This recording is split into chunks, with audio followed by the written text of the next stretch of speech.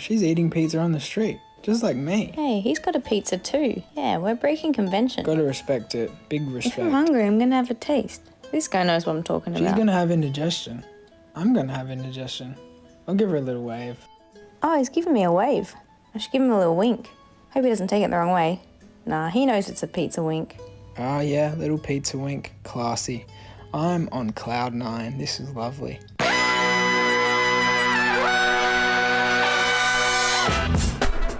Good morning, sweet world, and welcome to the No Dunks podcast on the Athletic Network. It's Monday, January 30th, 2023. I'm J.E. Skeets, back in the Classic Factory, and alongside me, as always, that's Tass Mellis. Podcast listeners, this is for you.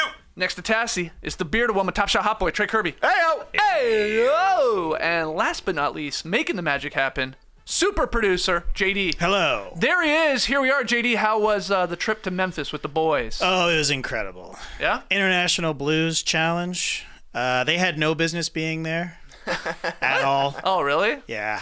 No. Out of their league? They were way out of their league. It was like if the Savannah Bananas showed up at the World Series. So entertaining. Very entertaining. I was very entertained, but By everybody else. I thought they did a great job. Good. But, you know, it's a blues challenge, and you guys, you have some really serious musicians, and they were incredible, blew me away. And then pun intended. Mongo Pretty gets up and does Pour Some Sugar on Me in the middle of a blues festival. So I loved it. Right. People loved it. Actually, there was like a nice reprieve. It was like a palate cleanser. Yeah, they're like, you oh, know? I'm tired of all this blues It's like, music. God damn it, let's get some happiness in here. So it was great. Yeah, Okay. it was fun. All right, well, welcome back. Great to have everybody Thank here. you. Shout out to the stream team joining us live on YouTube. We love it. Like the vid, subscribe if you haven't, comment away. Get your No Dunks merch over at nodunks.com for your hoodies and your t-shirts and your mugs and whatever else we got up there. Get your tickets to our No Dunks live show in Salt Lake City. It is coming up. It's right around the corner. It's almost February. I said January 30th, but it's starting to feel like January 87th. It already How feels long like it February is. to me. Yeah, right? So Yeah, February let's go. 17th, Friday night, 8 p.m. at the Urban Lounge. No Dunks Live. We can't wait. It's been 3 years since we've done a live show, so we're going to have a lot of fun that night. The tickets to buy, that link is available in the show notes here on YouTube or in the podcast description as well. So just click on that, get your ticket if you live in Salt Lake City or the area, or you're going for All-Star Weekend. And hey, once you're done with today's classic, I'm already calling it a classic, check out the brand new episode of Is This Good? With these two rapscallions. Yeah, Tass and Trey joining Matty O and JD to debate non-consensual Venmo requests, correcting your friends, the classic Schumann hashtag, well, actually, I guess, and bribing bouncers to skip a line. Those are just a few of the topics that you guys got into as we just straight up disappeared or our monitor went out. Wow. Yeah. Who knows? You know what's been going on? That was nice. See, this guy hasn't been pressing the ones Haven't and been twos pressing them. lately. It's all Eshua, yeah. Eshua's Yeah. here. That was a nice fade to black. Yeah, I gotta Thank admit. you. Thank It you. was very dramatic. Thank you and good night. Yeah. I did not know if our monitor went out or you literally just decided the show was over. Yeah. I was wondering what that button did. Now I know. FTB is what it says. So there you go. Fade to black. Okay, Checks out. So is this good? It's available now, actually, on YouTube. Wherever you download and listen to podcasts, just search for Is This Good, Matty O, and hear the guys debate was some of fun. these topics. That was a fun show. You had a good one? I haven't listened That was yet. fun. I had a good one with you too. I had a good one with yeah, you, too. that's how that smiley picture turned out so good. Of us Really just good I did posted see next that. to each other, cheesing. Did you take that day of? We took that right after. We had such a good show. We're like, let's capture this moment to promote it to the people. Oh, excellent. Well, great. Okay, NBA weekend winners and losers here on a Monday podcast. But before we do that, we had a bunch of wedgies to show everyone. 3 of them over the weekend. We had 2 on Friday night. Grayson Allen got us started with like the little fadeaway mid-range jumper. Good one. Yeah, it's a wedgie. You gotta like it. Even though it's Grayson Allen, you just gotta like it. That's right. Then SGA, this was like minutes later, if I remember correctly, maybe 10 minutes later. He got fouled, but it was on the shot attempt, so we count that one. Nice close-up there. SGA, short shorts, always like he's got a wedgie action. That's right. And then on Saturday, I want to say this is maybe the deepest shot attempt to result in a wedgie of the season. Eric Gordon far out there from the three-point line, and he stuck it hard. So that's 31 wedgies on the season. Come in bunches, as we always say. And the pace now, it's ticked back up to 52. So good stuff there. 3 wedgies on the weekend. Okay, but let's get to our winners of the NBA weekend. We're going to start with Trey Kirby. I feel like there are a number of nominees, a number of directions we could go. Where do you want to start? There are a number of nominees, but everybody knows who the winner of this weekend is. It's Joel Embiid, because he took Statement Saturday to a new level on Saturday. Joel Embiid had a matchup with Nikola Jokic. First time they're going head-to-head this season, and you could tell that Embiid had this one circled. Outplayed Jokic pretty soundly in a big national TV spot. 47 points, 18 rebounds, 5 assists, 3 steals, 2 blocks. Sixers were down 15 at halftime. After half, Embiid had an entire game. 28 points, 7 rebounds, 3 assists. You know, prior to 2023, that's an incredible full game right there. But this is the best kind of stuff you can get in the regular season. 2 MVP candidates who actually care and who are actually trying to make a point. Embiid was attacking from the jump. I thought Jokic was too. He took the first shot for Denver. Embiid comes right back and won on Jokic for the first Sixers possession. He stayed in attack mode all night. He was using the speed advantage, I thought. I thought it was kind of point to play downhill in the pick and roll rather than the short roll that Embiid usually goes for. If Jokic laid off of him, that easy mid-range jumper from Embiid was money, but if Jokic stepped out, it was a blow-by from Embiid. Had the sick crossover to a reverse dunk in the third quarter. Could have been a nothing highlight that we just kind of gloss over and mention, but Embiid just kept going into the fourth quarter. Eventually got an MVP moment, hitting the step-back 3 to give him 47 points. I had a weird experience with this over the weekend because I watched the game on Saturday. Didn't have a chance to listen to Zach Lowe's podcast with Ramona Shelburne until yesterday on Sunday, and at the end of that, they're talking about previewing this game and how important it is to Embiid to have an MVP moment because Jokic had one against him last season. Yeah. He went out there and he did it, and that was awesome to see him hit that last 3 to give him 47 points and maybe change the conversation a little bit around these guys. That being said, the game changer in this game was PJ Tucker. PJ Tucker guarding Nikola Jokic in the second half. Joel Embiid basically getting to roam and just mess things up at the rim. He was there as a great rim protector. The rebounding was nice. They were definitely throwing off Jokic's rhythm, baiting him into turnovers. In the second half, Jokic went 2 of 5, scored 8 points, had 4 assists, and 6 turnovers. You don't see that from Big Honey all that often. So incredible game from Joel Embiid, and definitely one that people will remember if he goes on to win the MVP at the end of the season. Yeah, it was pretty cool. Doc Rivers to make that change there in the second half. PJ Tucker, 6'5", going against Nikola Jokic. And yeah, I think they just made that move. Just made everybody a little bit more bouncy with the Sixers. They're watching, ready instead of just allowing Joel Embiid to guard Jokic. Embiid was ready to pounce. I mean, you could see him. He was bouncing back and forth. He was guarding Aaron Gordon in the corner, and Jokic, yeah, I think he was just sort of caught in between. Should I shoot? I mean, I am literally 7 inches taller than this guy. I could just shoot. But he only shot 5 times, as you said there, Trey. He was 2 of 4 when Tucker was the primary defender on him. And it was clear, as you said, he was ready to make a statement. Yes. That was very, very clear. And I think when we talk about Rivals Week, this game kind of floated under the radar because you don't think of the Sixers versus the Nuggets as rivals. But this was obviously put on Saturday because Jokic got to go up against Embiid, the 2-time MVP. And like his teammate, Embiid, 2-time runner-up MVP, just like James Harden, and eventually he won it. And I'm sure Embiid wants to win one, whether it's this year or next year.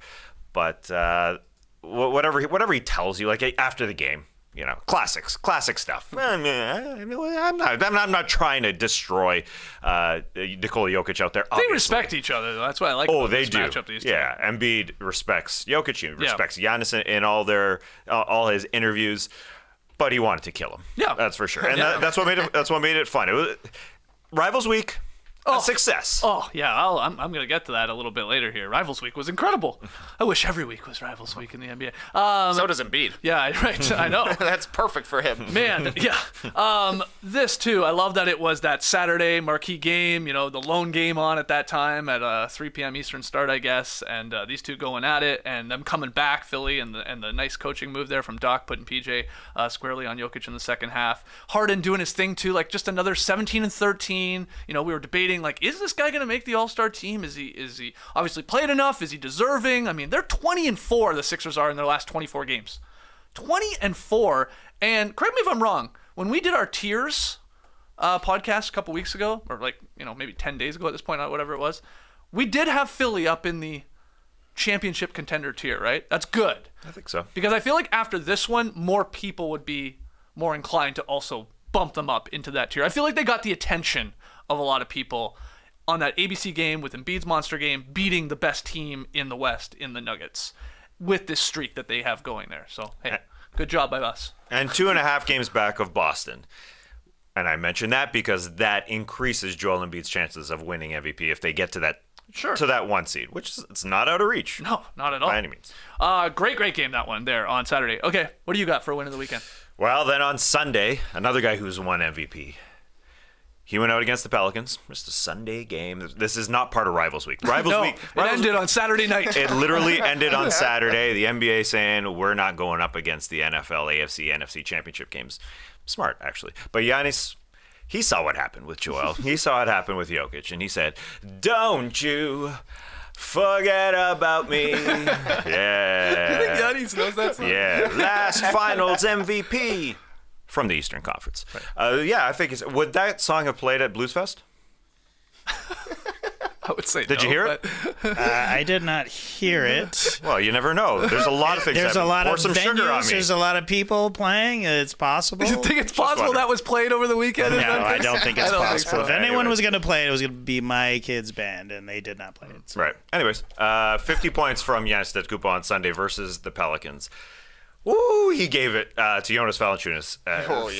First couple minutes, just gave it to Jonas with a monstrous dunk, and then you could see Jonas start to back up and backpedal a little bit. But Giannis was giving it to Jonas. Giannis and Jonas going at each other. He started dancing around Jonas after that monstrous dunk on him with the Euro steps as he's wont to do, and then that made Jonas hesitant for sure.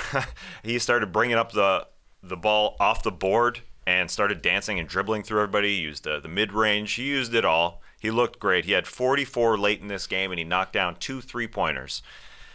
That's not fair. Yes, shouldn't be allowed to do that. Yeah, he hit 3 threes in this game. He's only hit 29 threes this season. But all in all, he was Shaq out there to me. He was just he is the modern day Shaq, and that's why Shaq says Giannis is the man, because he is relentless. That is the word. We talk about Joel Embiid. I was just going to say, is Embiid not the modern day Shaq in a weird way too? He's Oppo. Shaq goes. I know Embiid obviously took like Shaq took games off, at times. Sure. So Embiid's got that, but Giannis is a little bit more fierce. Embiid's a little more finesse. So the fierce part, the going at the rim part, he has added the finesse game. I don't want to just say the old James Harden line that he said a few years ago. Oh, Giannis is just a guy who dunks all the time. If I was 7 feet, I could do that. Mm-hmm. No, he's got incredible skills. Again, bringing it off the board, dancing around them. 20 of 26 in this game. 20 of 26, only 7 free throws. So that's why he's the modern Shaq. He was 7 of 12 from the line, just like Shaquille O'Neal used to do. He also had 13 and 4 assists, career high 55 earlier this month. The good thing about Giannis and the Bucks, though, they haven't had a good offense all season. It's been dragging. Right. Mainly because Giannis had to carry the whole thing, and Chris Middleton has been out. But 130 points in 5 of their last 7 games. That's a nice number. Right. So they're starting to come along there, and yeah, Giannis wants to let it be known that he's pretty good too. He's still in the conversation. He's still at the table. Do we think Embiid he's grabbed the menu at the MVP table from Jokic? That he's sort of in control, at least in terms of ordering an appetizer or two? I say no. No, you say no. So he's just squarely beside Jokic. He's there. Okay. What do you think? I don't know. he's at least perusing the menu. He looking wants over to his speak shoulder. up. You know, you're thinking, yeah, we're going to all be splitting dishes, but maybe Joel Embiid wants to order his own here because Sixers have been balling. Hottest team in the league in the last 20 games. Embiid's leading the league in scoring. Just had this monster game against Jokic. At least let him have the menu for 5 minutes. Yeah, here. that's Let him put in the order this week. Yeah, he said, "Can I see that? Let me see that. Like, I trust you to order, but let me just see, and maybe what we'll do you even want? we'll call a waiter over and get some recommendations or something like that." I'm with you on that. Right now, a lot of season still left, but Giannis is definitely at the table. Guy goes out, throws up a 50, no problem. Okay, I would like to give a winner of the weekend to the Minnesota Timberwolves, who on Friday and Saturday night picked up 2 wins, solid wins, and they were very similar how they happened. Friday night, Anthony Edwards. He scores 13 of his 25 in the third quarter. That pivotal third quarter, you had Russell adding 19. They beat the Grizzlies by 11. Kyle Anderson, really special in that game. He had 23 points in 27 minutes. Then on Saturday night, Anthony Edwards scores 16 of his 34 in that pivotal third quarter. D'Angelo Russell adds 25.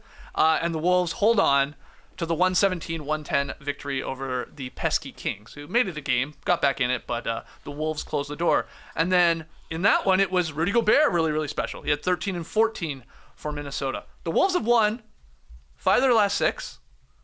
They're 11 and 4 in January, which is right there with the Sixers and Nuggets as the best teams in the new calendar year.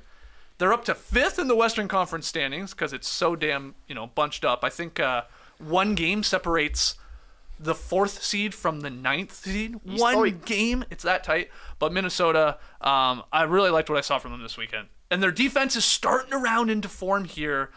They're the 8th best defense since we've, ticked over to 2023, 12th overall. So it's getting a little bit better. And I hate to keep bringing this up, but you start seeing this team with Ant as your star, your number one guy. Kyle Anderson playing out there, helping, being that glue guy. Gobert starting to find his footing a little bit, at least with these lineups, and it's like, what is going to happen when Karl Anthony Towns comes back to this team? I mean, I know he's a great player. He's an all-star, an all-NBA caliber player, but the fit with Gobert and then the is it my team, your team thing with Anthony Edwards, we'll see here. I think Karl Anthony Towns is fine with it not being his team, to be honest. I think this takes off pressure. The fit, in terms of moving that thing around the paint and how that works with Rudy Gobert, that's a problem. But that's more so, I think, a Karl Rudy problem, not an Anthony Edwards problem. I think he'll be fine. Sure. Sort of, fading into the background to some degree. Look, he's still going to shoot a lot, but when it comes down to the crunch minutes, I think it's good for both of them. I think it's good for Cat not to be a number one. It's good for Anthony Edwards to be taking the shots because he's the most effective guy. I'm not that concerned about the alpha dog. Is it my team, your team at the end of games between Ant and Cat? I do start to wonder, is this team better with Kyle Anderson playing in this starting lineup with these guys more minutes and just fits better than a Karl Anthony Towns, despite Karl Anthony Towns being a much, much better player. Anderson knows how to play with Rudy Gobert. And I think that's kind of huge to keep Gobert interested on offense. Like, Anderson's doing a great job of finding him for lobs, little tic-tac-toe passes. And then, if Gobert is into it offensively, he's also into it defensively. But the main thing is that in this past month, this has 100% become Anthony Edwards' team, which I think is a difference because when Cat went down, it was a question. Like, they got 2 number ones on offense. When he comes back, there's a number 1 and there's a number 2 because Edwards needs to have the ball. I love to see House of Highlights branded this duel with De'Aaron Fox a sick duel. Ooh, wow. Straight up sick duel. Fox showed up in the fourth quarter of the duel. Certainly a big-time fake comeback from the Kings in this one. But I think Edwards is making a strong case for the All-Star nod here. He just keeps shooting threes, and they keep going in, and I think that has been a huge part for the Wolves here. But I don't know. They're 2 games over 500 now. Edwards has been on fire for a month. I think he might get in. Yeah, we debated our picks on Friday's Drop Podcast. Where is Anthony Edwards in this conversation? I think we ultimately decided he's maybe, an injury replacement, or he's not making our original 7 for the reserves there in the West. But yeah, it's getting tougher and tougher. Over his last 7 games, Ant is averaging 30 points per game, 6.6 rebounds per game, 5.3 assists per game, shooting 50 from the floor, 47 from 3, like you were talking about there, Trey, you can't miss, 82 at the line. And he's just the third player in franchise history to have like those type of numbers over a 7-game stretch, which is like, a chunky little stretch. Can you name the other two in Wolves history to have 35-5 really over a 7-game span? You don't need to overthink it. Cat? Right? No, not Cat. Kevin Garnett? Kevin Garnett and one more Kevin. Love? Kevin Love, yeah. There you go. Shout out to Statitudes for that. But yeah, he is, this is great timing here for Anthony Edwards' all-star case. I had Joe Mandy texting at us, DMing at us, hey, where's the love for Ant?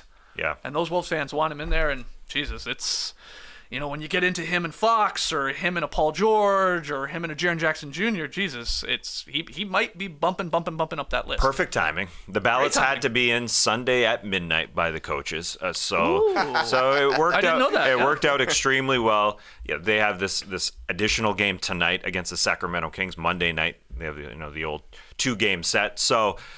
This one could obviously sway things a little bit in terms of some, could have, I should say, in terms of some coaches' ballots, but they won't get it.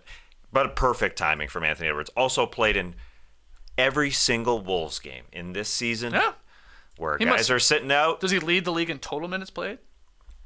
I know Siakam I don't was know. the minutes leader in per game, but he missed a big chunk of time. Probably. So, yeah, he probably is. Since he's playing so much. But Kyle Anderson's going to have to be on the floor. The guy is just too good. He's a connector. Maybe that means less D'Angelo Russell minutes, and you're playing a lot of Anthony Edwards sort of as a point guard. But Kyle can play point guard too if Cat's on the floor. They got some options. They got talent. And Russell's sort of TBD. hot right now too. Yeah. Like he does this where he has like couple weeks stretches where he looks amazing, and he's on one right now. So good weekend there from the Minnesota Timberwolves. Okay, let's do another round. Who you got? The Pacers, a very, very unique contract extension for Miles Turner.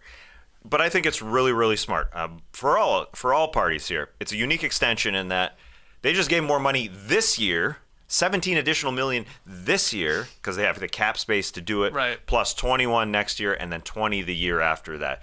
So it's good for all parties, I think, because it keeps the Pacers' options open. Do you want to just have a long-term plan here with Halliburton, Turner, Buddy Hield, and Ben Mathurin? You've got them all signed long-term. Sure, that's good.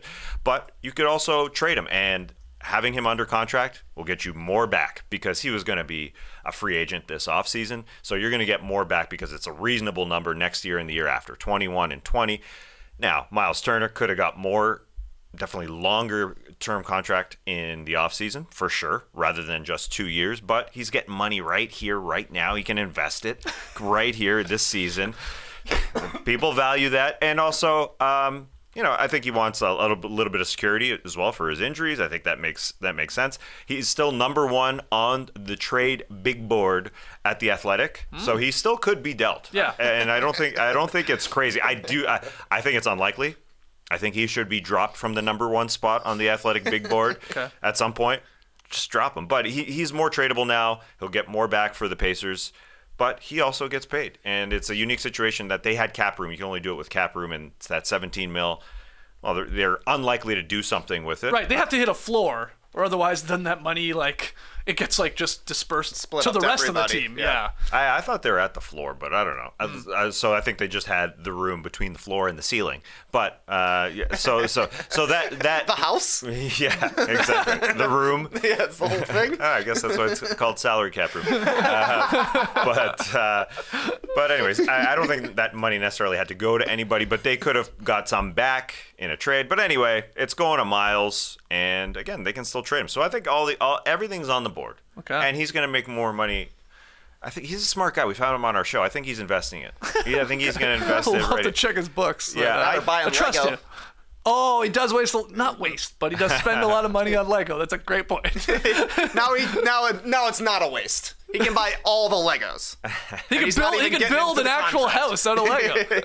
Yeah, he can Floor build from the room, floor to the ceiling. Just put Fill it money with in his it. money, yeah.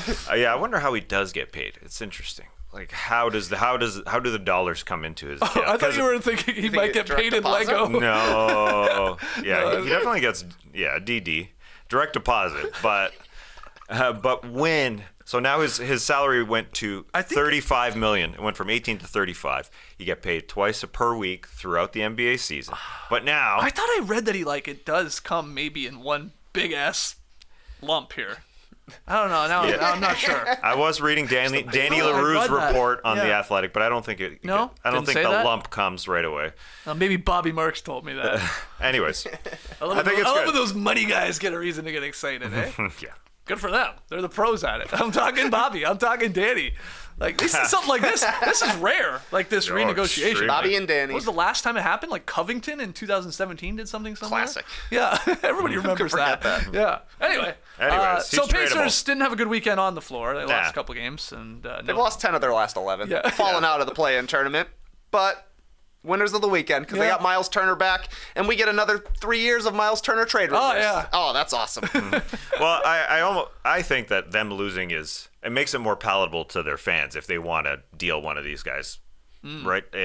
Because they're sub 500. Not Halliburton, you can't trade him. No. Absolutely untouchable. Ben Mathurin, untouchable. But if you trade basically Buddy or Miles. Buddy or Miles, Yeah, yeah. yeah. And again, this Miles contract makes him more appealable to everybody. I think. That's true. Trey, let's keep it going here. Who you got for a win of the weekend? Oh, bit of a scorekeeping controversy over the weekend, Skeetsy. A Redditor named AdMassive6666 posted a nearly 1,600-word manifesto Friday night, Saturday morning that showed Jaren Jackson Jr. gets more blocks and steals during home games by a significant margin. Yeah. Basically twice as many blocks at home. People dug up a bunch of questionable plays. Smart guys like Seth Partnow, Kirk Goldsberry, they reviewed those plays. Yeah. Debunked the claims. Yeah. KFC, I saw in on this. Yeah. Uh-huh. We had former referees explaining how the stats were correctly applied. The league even came out and said, quote, in order to ensure the integrity of our game statistics, auditors independent of the statisticians on site review all plays and stats decisions in real time during NBA games. If changes are necessary, they are made at that time or following a post-game review. All of the plays questioned in the post on Memphis games were scored consistently within the rules set forth by the NBA Statisticians Manual. Basically, a little bit of home cooking, but these are legit steals Right. and blocks Right, here, right. which set the stage for Sunday against the Indiana Pacers. First Grizzlies home game since the Reddit post. Jaren Jackson Jr. goes for 28 points, 8 rebounds, 3 threes, and 5 Oh, blocks. jeez. Spicy stuff. Great stuff from Jaren Jackson Jr. when he blocked his 4th shot. Grizzlies play-by-play man Pete Pranica said, they're real and they're spectacular. Good line. After the game, Good- Jaren good Jackson Jr. Seinfeld said, I reference. didn't read the post, but I beat the case. That's awesome. That's just awesome to go out and have 5 blocks in the first game after people were saying, hey, these are questionable blocks here. And honestly, some of them are questionable. Yeah, Like, yeah, there's a handful. is it a block or is Yeah. it a steal when a guy goes up for a shot and you tip it down? It's weird stuff. But Jaren Jackson Jr. had an awesome game, and honestly, the Grizzlies needed the win. They'd lost 5 straight on their road trip after winning 11 straight. Grizzlies, though, one of the most hated teams in the league, so this doesn't help. And I think Jaren Jackson Jr. is going to have the most scrutinized blocks in the league for the rest of the season. People are going to be zooming in on these to see when the fingers touched. All I know, he's a great defender. Yeah. And his block numbers are ridiculous at home and on the road. Even more so at home, though. So maybe he just plays better. This was amazing. Plays harder. Because the whole, like, the NBA Reddit post was like, there's a conspiracy to, like, get Jaren Jackson Jr. a defensive player of the year or Yes. not. And they're goosing the numbers and, like, are these really blocks or steals? And what is going on here? But Ziller pointed out, after all of this, after these smart guys looked at everyone and said, well, it's actually pretty good. After the league came out and said, we actually audit all this. After all that, Ziller said in his article this morning, this whole brouhaha was so good for Jaren Jackson Jr. that there is now like a boomerang conspiracy that the Grizzlies planted the original conspiracy in order to draw attention to JJJ's defensive excellence. My God. So it's like now it was the Grizzlies that actually did this. Thinking, oh, I'll get all this attention. Everybody forced to watch all these plays. Everyone's like, damn, this guy is good. Oh my God. Put All your I'm saying is tinfoil we hat got to on. check Chris Vernon's IP address compared to Oh, Mad yeah. Assive 6666666. Check the IP address. You'll find it's coming. The call is coming from inside Memphis. This got a lot of people riled up, though. We had so many people DMing us on Instagram and on Twitter, like, you guys got to get ahead of this. I kept responding. I was like, I don't think there's anything here, man. Like, I know it's a hell of a post. A lot of work went into it. I got a feeling there's like maybe a handful of blocks that probably shouldn't have been credited as blocks or steals or whatever. It's like, that's it. But, Yeah, I see the Smarties are saying, like anywhere between 3 and 6 are questionable blocks out of 60 plus, I suppose, at home for Jaren Jackson Jr. Not as If you don't think he's a good shot blocker, though, I would say challenge him inside. Ooh. Let's see. Let's see. The numbers are pretty stark, home to away. That's all. That's all there is to it. Yep. I mean, that's got to be pretty rare for it to be that drastic from Well, home it's that, to but there away. was a post Those are- going around comparing like steal and block rates for other players Okay. at home to the road, and I don't know if it was the same, but it's quite a difference in a couple instances. You could cherry pick guys to find that. Yeah. Well, listen, I like the original conspiracy theory. I like it. It makes sense. Not enough people know about Jaren Jackson Jr. If somebody within the house, if it's a Vernon or a Whitaker, I would buy it. I would buy it. Lang Whitaker was born on the internet. He would know how to get around an IP address. Wow. He's doing it with a VPN from wherever he's doing it from. You think there's if we decipher that big post, maybe there's like a barbecue recipe within it? Quarantine? Oh, cooking with Lang. Yeah. He's cooking up the Stats. He's cooking up the stats. Cooking the stats. Pass. The call is coming from inside the grindhouse. We got a lot of lines for this, so hopefully they stretch it out a little bit somehow. All right, final winner of the weekend. I want to put a button on NBA Rivals Week. What a success. Incredible. We had 11 games over 5 days. Rivals Week, only 5 days. Tass pointed it out. He caught it. It was Tuesday to Saturday. Okay, that's fine. But listen to this. Listen to the games or the storylines that we honestly had in these rival games. We had the Heat, 3-point win over the Celtics. Really close game. Bam and Tatum putting up 30 burgers there. LeBron, he scored 40-plus against the Clippers. Now, that was a blowout win for the Clippers, but we had the whole LeBron became the only guy in NBA history to put up 40 against all 30 teams. We had the Sixers outgunning the Nets 137 to 133 on a nationally televised game. Great one. And we were missing some players in that, but it was really, really entertaining. We had Steph getting tossed versus the Grizzlies, but Poole hitting a game-winning layup with like a second or so to go. We had the Knicks knocking off the Celtics in overtime. Probably New York's best win of the season. We had Spencer Dinwiddie leading the Mavs to a 4-point win over the Suns after Luka left that game, something like 3 minutes into it with the ankle injury.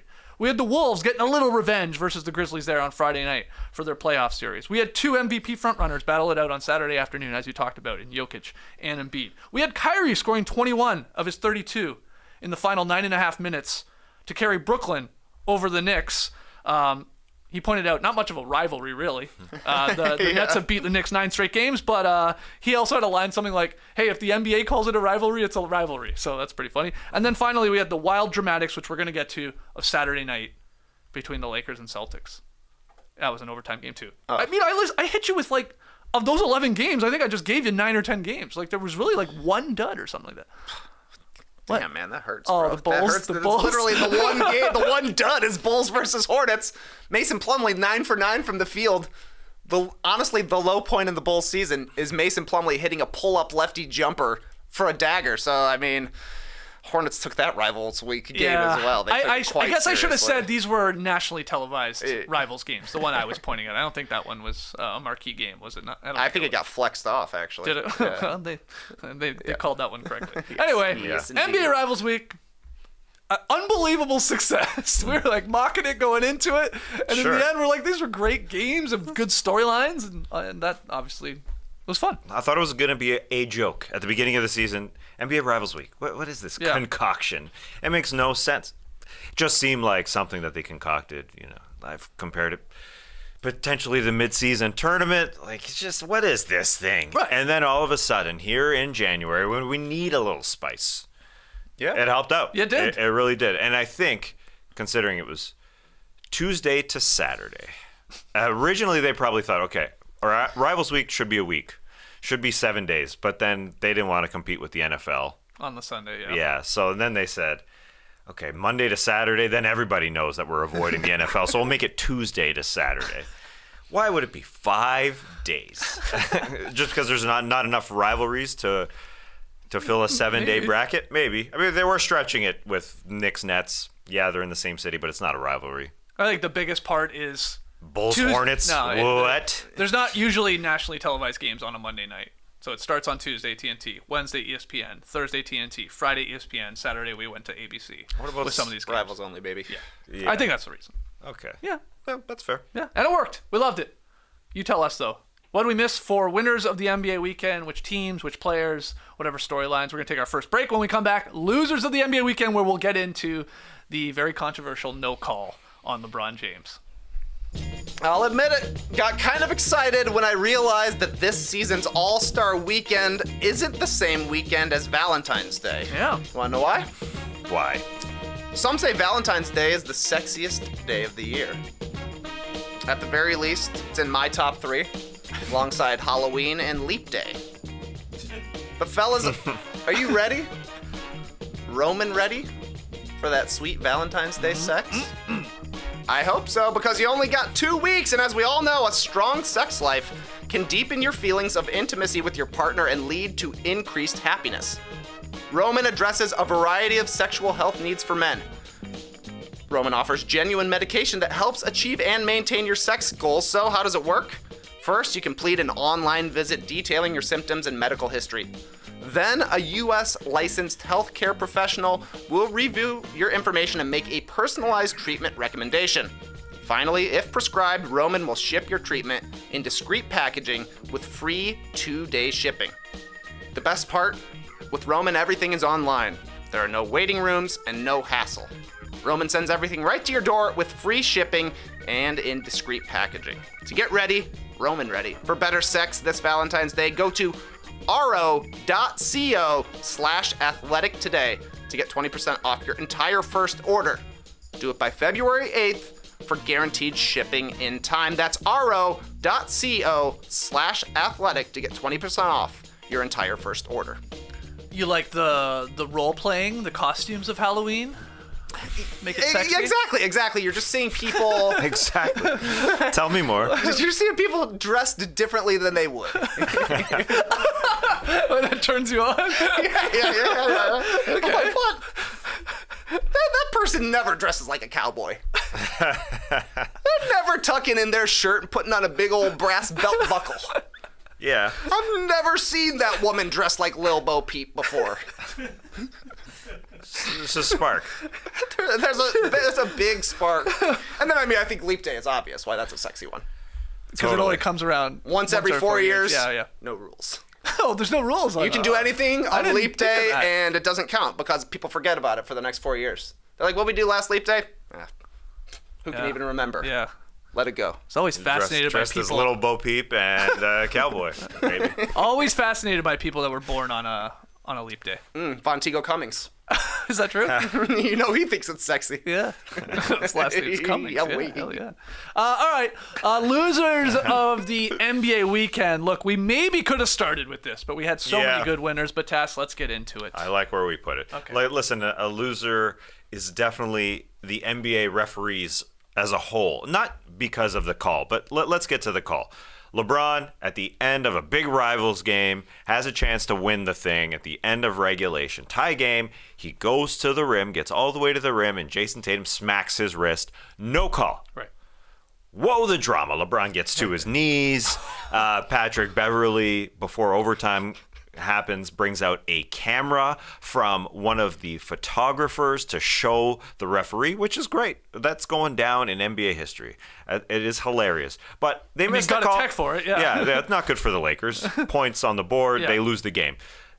Listen, NBA referees miss calls all the time.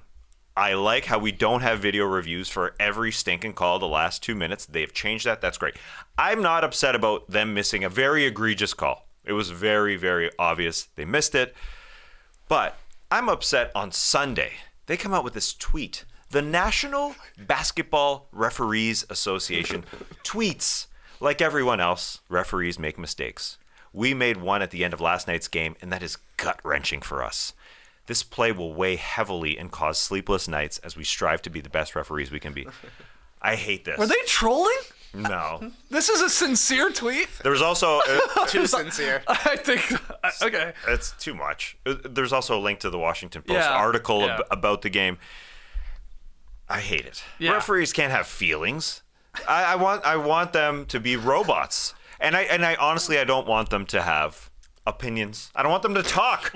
I just don't like it. There's just the quieter the referees are. That's the profession. That's the way it should be. I don't like this having a personality on Twitter. I know everybody needs to have a personality, but the National Basketball Referees Association does not. They don't need to have. I don't get it. I don't get it. It doesn't make any sense. You miss calls. That's totally true. The last 2 minutes report, I know we make fun of it because it often has a lot of missed calls, but at least that's emotionless. I mean, it's just stating the point that is there because of the Tim Donaghy situation in the past, just to some transparency, just to prove that we are being this organization that is trying to do our jobs, and that's it. And that's where it should end. I don't like this emotion crap. I mean, it doesn't make sense to me. So that's it. I mean, well, I don't like simple as that. This as you're putting it, emotion crap from this tweet. This just keep that tweet up. Schedule that tweet. Yeah, for every 24 hours because every team gets hosed by bad calls at the end of games. Yeah. Probably every team this season has had a game or 2 or 3 or 4 where they've been screwed because of a blown call or a non-call or whatever. But they're apologizing, it feels like, because it's LeBron. Duh. On a marquee Saturday night game, and he goes nuts and has all the post-game comments, and obviously we got the Pat Bev with the camera. Like, it's LeBron, so everything's a bigger story, I get that. But that's where it looks to me pathetic and, like, embarrassing. They had the last 2-minute report out before they even got to overtime for this one. They're saying, hey, the NBA has already informed the Lakers that they missed a call. And it's because it's the Lakers. And then LeBron afterwards says, I watch the league every night. I look around. This isn't happening to anybody else. It's happening literally to every team. Yeah. I mean, I'm a Bulls fan. I can think of 3 guaranteed ones that I know. I'm not a Kings fan, but we do the show every day. I can think of 3 for the Kings just off the top of my head. This all taken away from the fact that LeBron should have made the layup. That wasn't that hard of a foul. The guy can finish through contact all the time. He's upset that he missed a pretty open lefty layup to win the game. I mean, he took away his hand. Like, his hand was off the ball, and so it was kind of hard to finish, I think. Look, nobody is arguing that he wasn't fouled. He was fouled. He was absolutely He could have made it. He could have made it. Do you think, I mean, this has been sort of like going around for months, if not years, because we hear it from players every once in a while, that refs need to be held more accountable for mistakes like this? Like, we've heard players say there should be fines laid on referees. Like, if that last 2-minute report comes out and they've blown 4 or 5 calls in the last 2 minutes, that there should be repercussions. Oh, you want more transparency? I think what's happening behind closed doors is they are evaluated. Yeah. Their calls are evaluated. But I don't want a video about why Ed Malloy is not working the NBA Finals because he had a bad regular season or whatever. I think, they don't get the best jobs if they do a bad job. And I believe in that, but people want more transparency. I mean, yeah, sure, go for it, I guess. That wouldn't be a negative thing, but I do think there's training and there are repercussions for negative jobs done, I think, but I don't know. What about having playoff games? What right? about having an series in-game ref on a monitor? Like, get rid of challenges completely and having an official there, obviously on the monitor, not on the floor like the other 3, in some sort of like they can review calls immediately and stuff like that. Especially like at end of games. Do you want that? Too much? Get it right? Or do you fall on that? I'm fine with the way it is, but go ahead.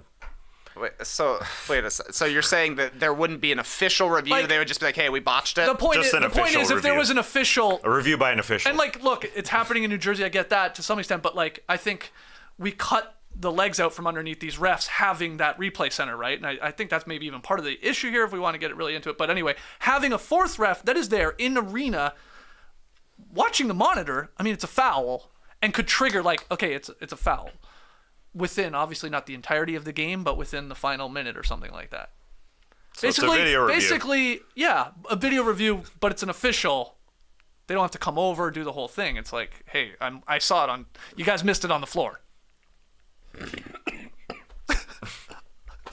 I don't know, man. It sounds like a review to me. Sounds like you're dying. Yeah, I don't know what to tell you.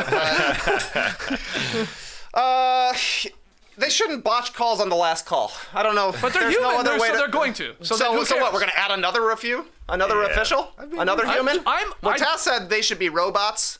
he was speaking emotionally, but I thought you were going to say they should be robots, period, who can actually, like, see things. Because this is bad. The only reason this is an interesting story is because it's the Lakers and LeBron. Ergo, people now are putting their eyes on the referees, and every team is coming out and saying, hey, we've gotten screwed multiple times this season. Like, that tweet went out, and it's like Kings fans are saying we got screwed, Warriors fans, Bulls fans, literally everybody. But because it's LeBron, it's stayed in the news for a couple of days.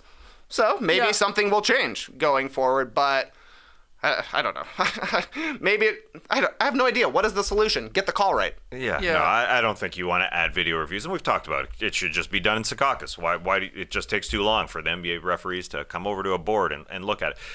I wouldn't add any more time. I just think it just adds time. That's what it does. And obviously you can get calls right, but we're gonna be here all night.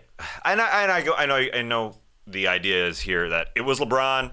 That's why it's being talked about, but it also is the biggest stage here, Saturday night, NBA Rivals Week, right at the end of the game. I think some NBA fan bases can take solace in thinking that this is sort of a tweet for the first 4 months of the season, because they have been getting killed for 4 months, and I think the NBA referees are also apologizing in a way for the first 4 months of getting destroyed, because in this season, more than any other NBA season, from week to week and month to month, we have been talking about the last minute calls and them getting it wrong. So I think it's part of it as well, even though they said they're emotionally scarred by this one incident. I think it's death by 1,000 cuts here, tweet by 1,000 calls that they've gotten wrong, really.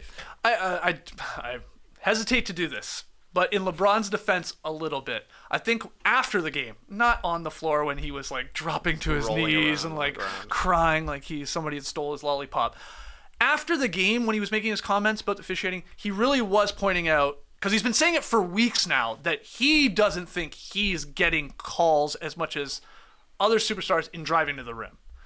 Whether you agree with that or not, it's up to you to decide. But I think this was like this compounding factor of like, he's like, what can I do to get as many calls as guys that go to the line 10, 11, 12 times a game, because he goes much, much less. And he says, I drive just as much. Is it because I'm not flailing, because I'm not screaming? I think he was really, really, really frustrated that it's gotten to that point and it decided at the end of the game. That's what my gut says. He should shoot more free throws. There's no doubt about that. But it's not just happening to LeBron. I'll say that. And refs are bad, but these are the best refs. That's the sad thing, is that you're not going to find better basketball refs than the ones we got now. Yeah. It's very difficult. I think it'd be very difficult to create a robot too. Now, I'm not an engineer, but a robot to see every little thing. There's a lot going on. Out of bounds stuff, sure. Goaltending stuff, probably. Sensors in the balls, stuff like that. But yeah, I'm with you. Slaps on wrist. Robot could have saw that one. Guaranteed. Well, that's what a robot would say. Are you a robot? I'm just always. I'm a robot advocate. You're, I know some robots, okay? You're coughing to make it seem like you're not a robot. Yeah, right. Yeah. That's how a robot would cough. Cough, cough. All right. Well, now I'm really suspect now. Coughing with Kirby. Coughing with Lang. I mean, I don't know why I was going. Next winner, loser. Keep going, yeah. Oh, the Pelicans. Yeah, they're the losers of the weekend. They lost 2 games over the weekend. You realize the Pelicans' losing streak is 8 straight games at this point? We talked about Sunday. They got smashed by Giannis. Yeah. No Zion, no Ingram, no CJ McCollum. They're playing on the second night of a back-to-back. Never led in the game, but the loss on Saturday to the Wizards, just as bad. Ingram struggled in his second game back, 22 points on 22 shots. He's obviously still trying to find his rhythm. Big game changer, though, was Jonas Valanciunas getting ejected pretty early in this one because Daniel Gafford ran wild for the Wizards after that. Washington also crushed on the glass, which maybe doesn't happen if Jonas is there boxing out, but the last time Zion played, January 2nd, the Pelicans were 23-14. 1 game back from first in the Western Conference, 3-11, though. Since Zion went down, they're down to 8th in the Western Conference, just a game out of 11th place. And it's really their offense that's been letting them down. They're kind of middle of the pack on defense, but 28th in offense in the month of January. They're shooting way fewer free throws with Zion out, no surprise. Also shooting 33% on threes.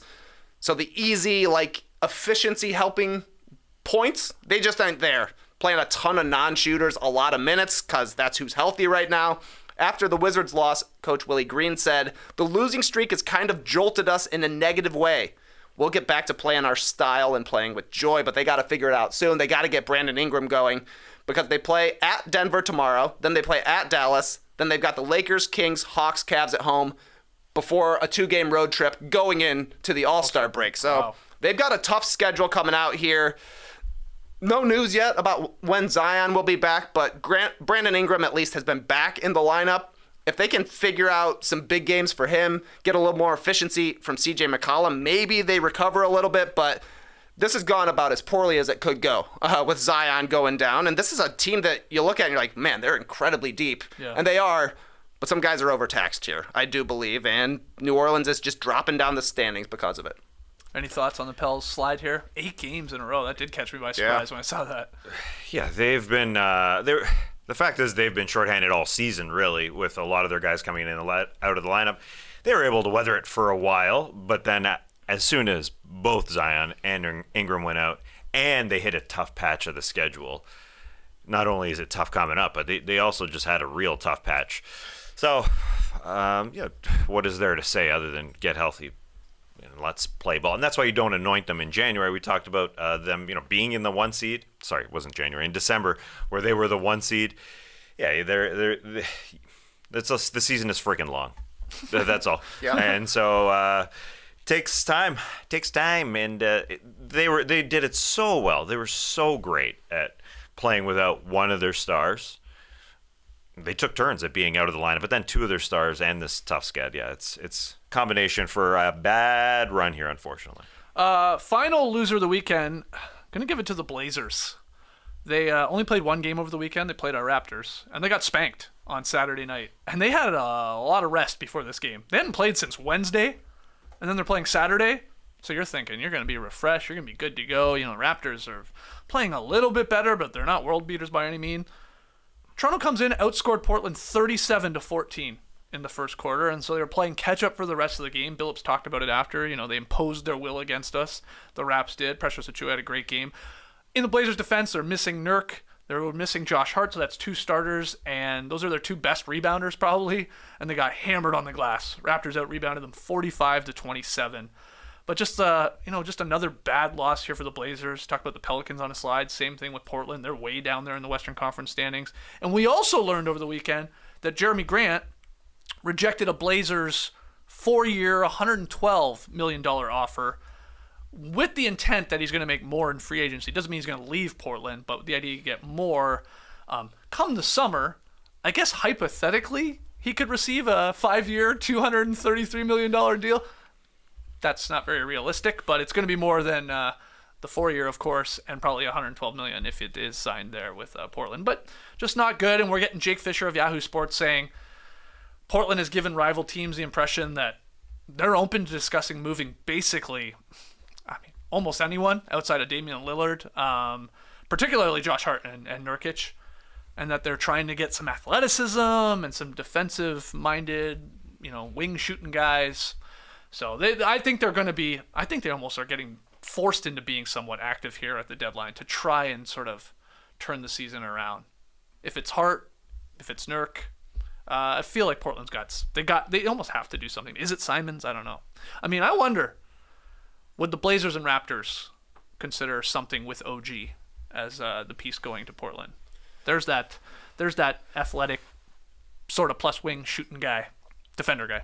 But we'll see. Yeah, it's the thing is, it's going to be hard for Portland to trade a first-round pick because they have this protected pick going to Chicago that it's protected until 2028. So it makes it just confusing for how they're actually able to do it. But it feels like changes are coming for the Blazers. Like you're saying, Nurkic and Hart, you put them together, it's like $28 million. That's a decent player in return that you could find if they want to throw Simons into it as well. We're talking $50 million worth of contracts.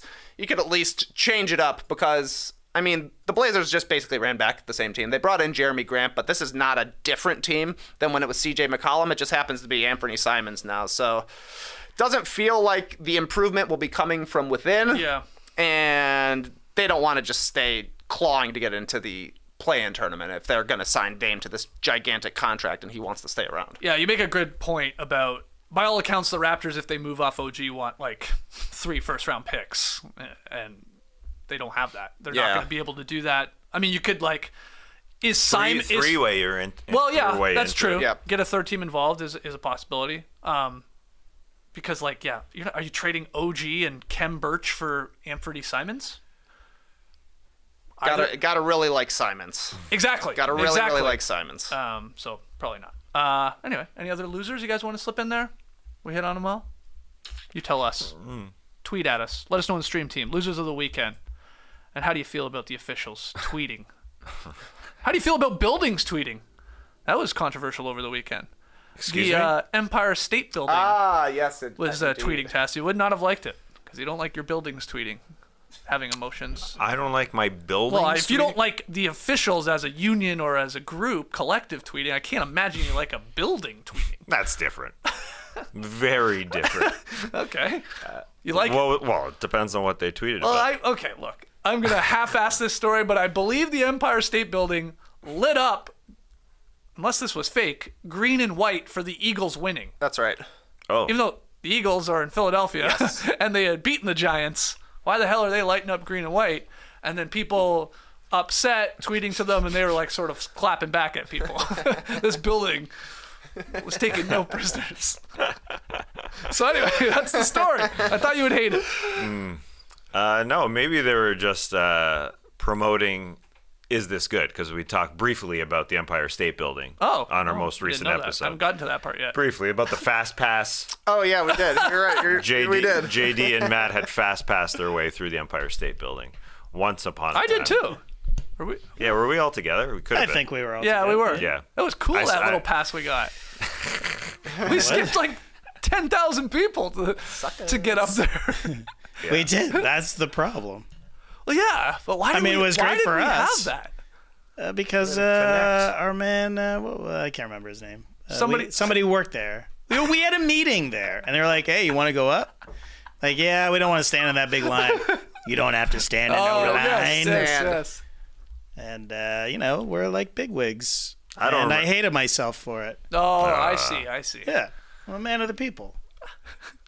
Yeah, and you have the nerve to call out without even knowing Chuck Swirsky, Hey, man, whether or not he stayed in line to see the Mona Lisa, and you yourself had done that thing. I atoned for that. I haven't eaten a hat yet. I mentioned it on Is This Good? Everybody tune into Is This Good? I went after Bieber in this one, Skeets. Jesus. All right. Oh, I'm excited to listen. After. Okay. Not really. Pick 'em results from Friday night. Just quickly, I had the Grizzlies in Minnesota. They were the favorites by 3.5, but Minnesota ended up winning as I slipped in there and showed the Wolves some love. Win for you, Taz. You're 9-10. Win for you, Trey. 13-6. L for me. A brutal January. I need this January over. I'm 6-13. What's tonight's game? Well, the Lakers are in Brooklyn, but LeBron won't be playing. He's 117 back of Kareem Abdul-Jabbar, but they're playing in Madison Square Garden tomorrow night, back-to-back in New York, so I think he's picking Madison Square Garden. You think he can Unless score he's- 117 points? Yeah, I get was the going to record? debate that. Up or down on LeBron scoring 117 That would be awesome. in Madison Square. Awesome. Oh, it's like all part of like he goes to the line like 80 times. The refs are like, "All right, sorry, man. We're sorry. We blew that one. Let's set the record in MSG." Every time he like somebody breathes on him, foul. That's a conspiracy. Yeah. Sorry. So, yeah, I mean, he's going to do it before the All-Star break, obviously, but it's not going to be in New York. The numbers work out that he looks like he's going to do it at home, I think. I think. Against OKC or against Milwaukee, more likely, Right. Thursday night, February 9th, TNT. Anyway, That's happening. some people were saying he played in overtime, and that's why he's played too many minutes, so he's got to sit this one out. That's not the case. He just wants to play in Madison Square Garden tomorrow, regardless if it's a record breaker or not. Anyways, that's not our game. Just wanted to note that. Okay. Toronto is going into Phoenix tonight. The two teams that probably could have traded for Kevin Durant in the offseason facing off tonight. The Suns favored by 2.5 at home. Trey's got the Suns. Skeets and I are playing the homer cards. Sure. And the pressure's off, right? At the end of Yeah, the man. Raps look good. Play it loose. Yeah, Wow. no OG too. Is he going to be moved? Suns are apparently linked to him. I think Sean was Yeah. saying this morning. Yeah. We'll see. We'll see about that. This is I gotta stop saying that. I said we'll see about 100 times over the last 10 podcasts. It's we'll see season. You know what I mean? Because it's the deadline and We'll see. yeah. Time will tell. We all make mistakes. I said appealable. Miles Turner's contract is more appealable. It's more appealing. I've been watching. I've been listening to a lot of court cases. You can say my case is more appealable. That's applicable. Yeah, I was gonna say it sounds like a skeetism. In the court of law. No, it's a you've word. jammed 2 words, appealing and likable, maybe, or something together. watching There's a lot of court apples out there. Yeah, there's a lot of Yeah, apples. well, you just courts, the courts, man. What's your favorite? What's your favorite apple? legislative branch? What's my favorite apple? I Pink said- Lady. I did say apple. Oh, I thought you said apple. No, I said apple. Oh, okay. Who's up first? That was well done. All right. Honey Crisp. That's yours? Oh, yeah. I love a Honey Yeah, Crisp. It's great. Took over the game. I heard there's a new Honey Crisp dropping. I saw that. Honeys with a Z. Little too sweet, maybe. We'll see. We'll see. We'll see. Let's get to tweet of the night. Tweet of the night. Wow. Twitter. Yeah, apologies to our listeners, just our podcast friends out there, because this is a visual. But it's you can picture it, I think, in your mind. At Claire MPLS tweeting yesterday, Kevin Hart looks like Joel Embiid's Polly Pocket. And there's a photo of Kevin Hart standing next to Joel Embiid, and you're not gonna believe this. Joel Embiid a lot bigger as a 7-foot guy than the guy that's what is Kevin Hart 5 feet tall, maybe? I imagine. He's got to be taller. Imagine. I don't think he's gotta be much taller than taller. 5'2". He's small, man. Okay, well you're. Okay, 5'2" is Oh, then that means he's not according even to 5'2". celebheights.com. He's 5 or 5'1". Okay, wow, what a pick, and it's great. Embiid, like this is a little Gandalf trickery here. He's a little closer to the closer. camera, so it looks Sure. 10 times bigger. I thought that that kicking net was attached to him at first. I thought that's what the tweet It's like was a about. backpack. Yeah, it looked like It does, sort of. the latest and greatest. But there's Michael Rubin, Kevin Hart, and Joel Embiid. So Michael Rubin is towering over Kevin Hart. Yeah, That's a good point. but he's probably like a 5'10", I bet. Not even. I don't think Michael Rubin's 5'10". I thought we checked celebheights.com. What's the average height of a man in America or the world? Is it 5'8" or something? 5'9" for Is it sure. 5'9"? 5'9.25", I think. It's definitely 5'9". Anyway, there were a lot of funny responses, of course, to that tweet from Claire MPLS. Some really good ones. Remember Polly Pockets, though? Oh, we got some Polly Pockets in the house. Really? Oh, yeah. They're still a thing. Cool. I think we technically have Laura's like vintage Polly Pockets, but I know they Can you explain it for someone that doesn't know what a Polly Pocket is? Yes, please, because I have Polly Pocket's a teeny tiny little doll. I don't Like know doll another way to play house, it. basically. You could get a doll house for it, and they come with like miniature dolls, and it's like I don't know. We turned a football into a dollhouse or something. Something tiny gets turned into a dollhouse. Yes. basically. Yes. Yeah. Like a purse or a, in the show Pocket Power, No. she goes there's a from, show? I didn't oh know yeah, that. yeah. She goes from full size child to tiny child. like Ant-Man. Yeah, very much like Ant-Man. The original Ant-Man is what they call her. Maybe she needs to crack the case of what year the quarter that went into the arcade machine was. Oh. Pocket time. Go in through the little Honey, I slot. Shrunk the Kids. 1976. Yeah. Bicentennial year. Wow. Wow, Polly Pocket isn't as cool sounding when you share the story. Yeah, it's mostly just like what if something full size was tiny? Yeah, it's Whole show. it's also the toy that it's like, damn, that's a choking hazard for everyone. Yeah, choking hazard, step on it hazard, Sure. Lose it hazard. lose it hazard. Yeah. But man, they are small. Yeah. That's the whole pitch. I used Yeah. to, No, I was, there it is. Nice. Very That's nice. a teeny tiny little dollhouse.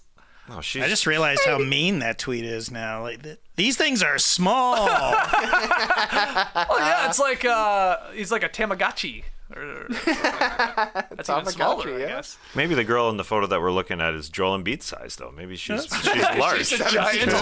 That's a good point. It's all perspective. You're right, Travis. It's a normal-sized dollhouse. It's just a very large little girl. So it sounds like Polly was doing. Is there a character named Polly? Yeah. She was doing investigative work. Is it any relation to Penny? Inspector Gadget Penny? I Just don't know. because I their don't think names start with P and end with Y? It's hard to tell. I'd have to check the expanded universe of Mattel toys. Mattel. They could be. They very well could be. It's amazing they're still making them. I was going to say... Everything comes back, man. Micro Machines still a thing? I used to love those, being tiny. Also small. I haven't seen Micro Machines. With the guy that talks all fast. Yeah. Yeah, great guy. Great guy.